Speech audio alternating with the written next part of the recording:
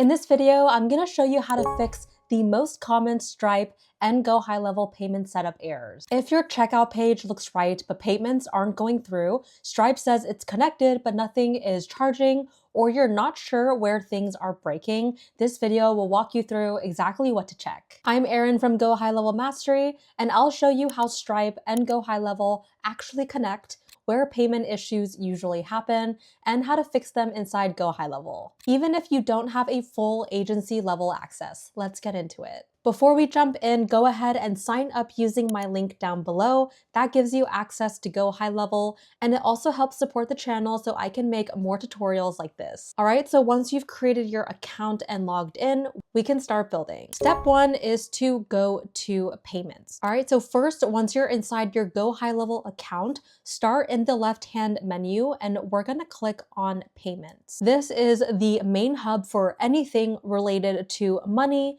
invoices, orders, subscriptions, and payment providers. At the top of the payments section, we are going to click on payment integrations. So you'll see all the payment providers that GoHighLevel supports inside your account. At the top, you will see Stripe, which is the most commonly used processor for credit card payments, subscriptions, and order forms. And right below that, you'll see PayPal, which allows customers to check out using their PayPal balance or linked cards. As you scroll down, you'll also see additional options like Authorize.net, NMI, Square, Aiden, and manual payment methods. These are typically used for more specific setups like legacy merchant accounts, in-person payments, or offline payment collection. So let's click into PayPal. When you open this, you'll notice that PayPal can be fully configured directly inside the sub account. On the left side of the screen, you'll see fields for your live client ID and live secret ID. These come from your PayPal business account and are used for real transactions. On the right side, you'll see Sandbox client ID and Sandbox secret ID, which are only used if you're testing payments. Once those values are entered, you simply click save and PayPal is connected to this account. Now let's go back and click into Stripe. You'll immediately notice that this screen works differently. Unlike PayPal, Stripe does not show key fields to paste API keys inside the sub account. Instead, Stripe is designed to be connected at the agency level and then shared across sub accounts. That's why from inside this account view, you don't see a way to connect or edit Stripe here, and that's expected. Even though you can't connect Stripe from this screen, Stripe can still be active and fully functional for products, order forms, and checkouts, as long as it's connected at the agency level. The key takeaway is that PayPal and Stripe are both supported, but they're intentionally set up in different places. Because payments are set up at the account level, let's look at how this actually connects to a product, because this is where a lot of people think something is broken when it's actually working exactly as intended. From the left-hand menu, we are going to go to payments, and then we are going to click on products. So this is where GoHighLevel stores every offer you're selling, whether it's a digital product, a service, or a subscription. On this screen, you can see my product list. In this case, I only have one product set up, which is my daily planner priced at $29.99. Now let's click directly into that product and select edit. So once you're inside the product editor, this page controls everything about how that product behaves, the title, description, pricing, taxes, and how it connects to payment providers. Here's the important part, and this is what confuses a lot of people. At the very top of the screen, you're going to see a button that says sync with Stripe or PayPal. This button is easy to miss, but it's critical.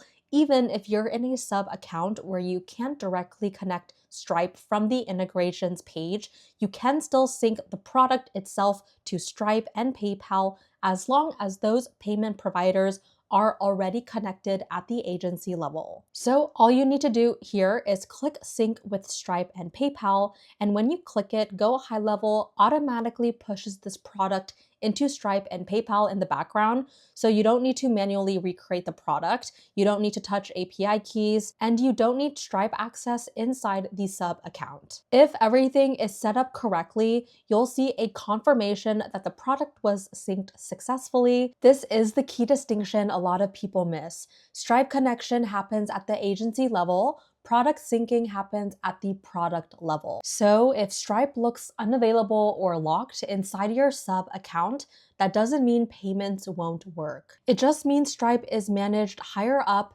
and products inherit that connection through the sync button. Once the product is synced, it's fully ready to be used on order forms, checkout pages, and funnels without any additional setup. If you're ever unsure whether a product is connected correctly, this is the first place you should check. Now that the product is synced, the next most common reason payments fail actually has nothing to do with Stripe itself. It's the order form. So let's walk through this slowly because this is where a lot of people think something is broken when it's actually working exactly how GoHighLevel is designed. I'm going to start by going to Sites, then Funnels, and opening my funnel, clicking into the order page. From here, I'll click Edit to open the page builder. So once you're inside the builder, I'm going to click directly into the two-step order element. And this is the exact screen most people get stuck on. If you're watching this and feeling confused right now, that's completely normal because when you look at the settings panel on the right, there's no obvious place to select a product,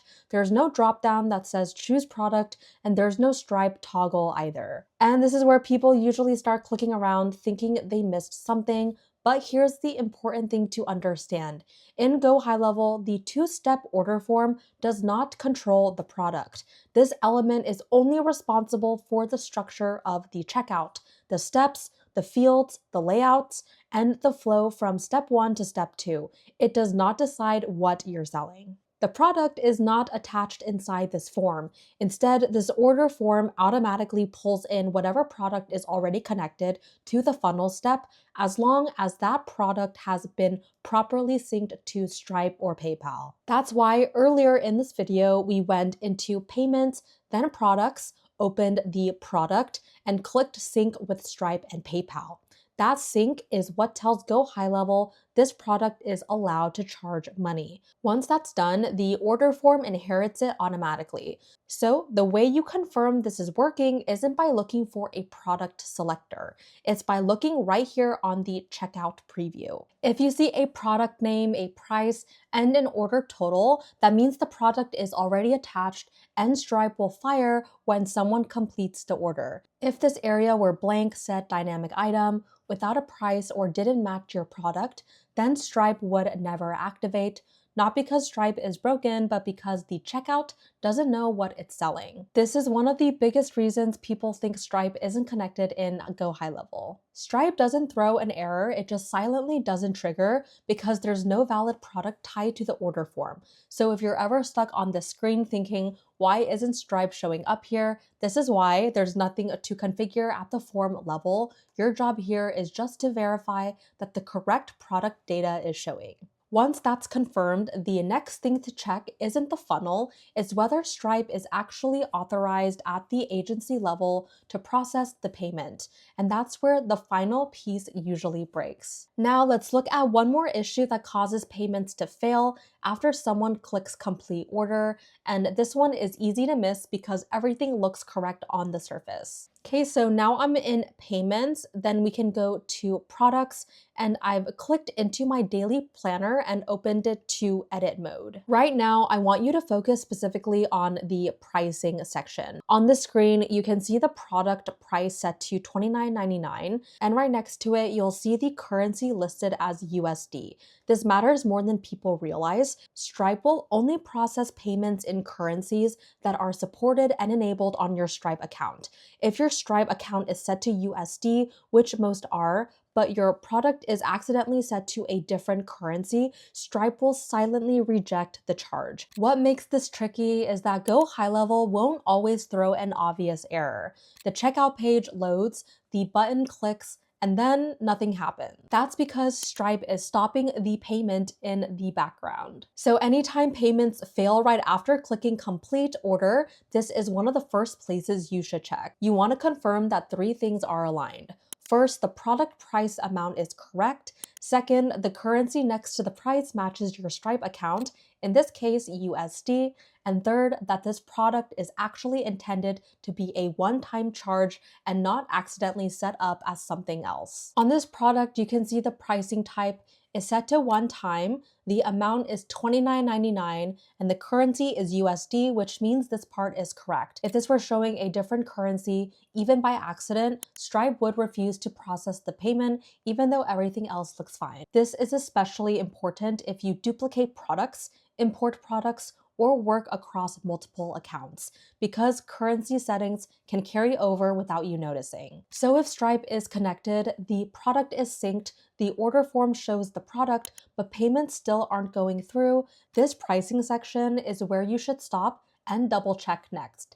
Once currency, pricing, and product sync are all aligned, Stripe has everything it needs to process the payment successfully. At this point, if your product is synced, your order form is displaying the correct price, and the currency matches, but payments still aren't going through, there's only one place left where things usually break. And that's Stripe authorization at the agency level. This is the part most people never check because it sits outside of the sub account. So let me show you where this lives conceptually, even if you don't personally have access to it. Stripe in GoHighLevel is authorized once at the agency level, meaning whoever owns the agency account has to connect Stripe and approve it for live payments. If Stripe was ever connected incorrectly, disconnected, or connected in test mode only, every sub account underneath it will look like Stripe is connected, but payments will quietly fail. This is why people get stuck.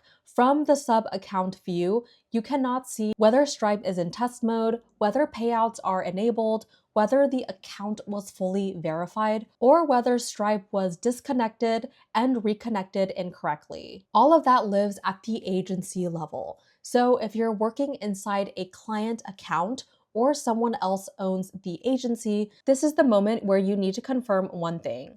Is Stripe fully connected, verified, and live at the agency level? If you don't control the agency, this is what you can ask for. Can you confirm Stripe is connected in live mode at the agency level, not test mode? That one question solves a lot of mystery payment issues. Because again, GoHighLevel won't throw a loud error, Stripe just doesn't fire. If this video helped you pinpoint where things were breaking, make sure to like and subscribe for more GoHighLevel tutorials, and use the link below to get access to GoHighLevel and support the channel. I'm Erin from GoHighLevel Mastery. Thank you guys so much for watching, and I'll see you in the next one.